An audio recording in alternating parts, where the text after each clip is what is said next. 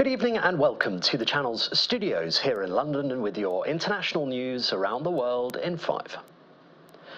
Fierce fighting has been reported in Jabalia in northern Gaza after the Israeli military went back into areas where it said Hamas had regrouped.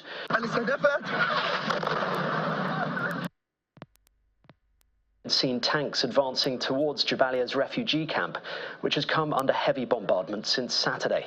Hamas's military wing also said it was battling troops east of the camp. Meanwhile, the UN has said 360,000 people have fled Rafah in the south since an offensive began a week ago.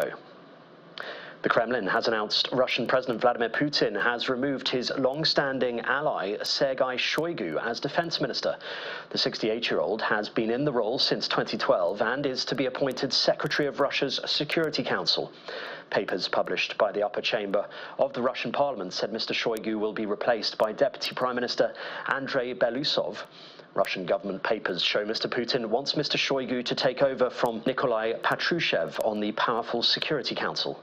Mr. Shoigu has close links with President Putin, often taking him on fishing trips in his native Siberia.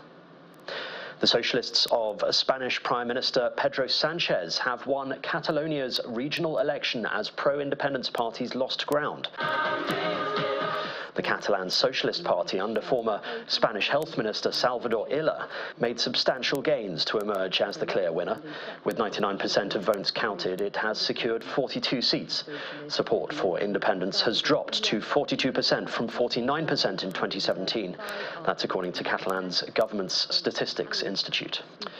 Overnight protests in Georgia have continued into the morning in a last-ditch effort to prevent the passing of a controversial law. After a standoff with protesters outside Parliament in Tbilisi, security forces pulled out from the main square on Monday morning. The protesters oppose a controversial foreign influence bill described by critics as the Russia law. On Monday morning, governing Georgian Dream Party lawmakers rushed it through a committee vote, approving it in just 67 seconds.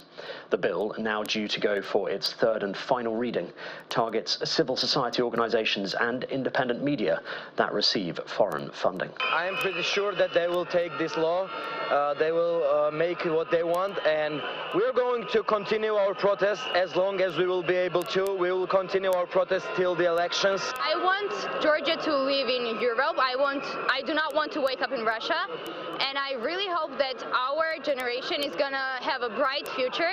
At least 41 people have been killed after flash floods and so-called cold lava flowing from a volcano hit the western Indonesian island of Sumatra.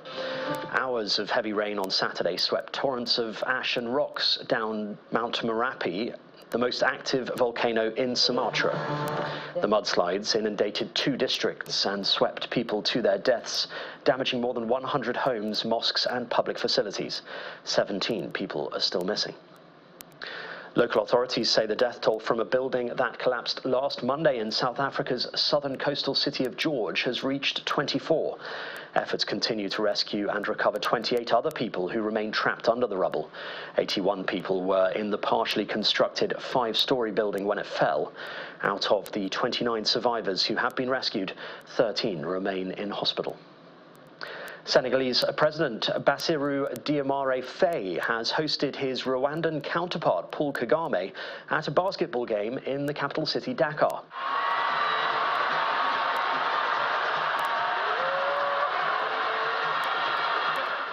The game featured Senegal's AS Douanes and Rwanda's APR Basketball Club. Both teams are competing in the Basketball Africa League. Mr. Kagame is among the first leaders to visit Senegal since Mr. Faye, aged 44, was sworn in as Africa's youngest democratically elected leader in April. And night skies were lit up around the world by a spectacular display of the Northern Lights, with sightings seen widely across Europe, the US, and even in New Zealand this weekend. The lights occur when the sun reached the Earth,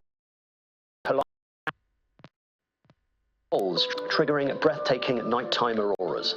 Here, the dazzling lights seen in the skies of Nottingham in central England. And that's your international news around the world in 5. Now back to the channel's studios in Lagos.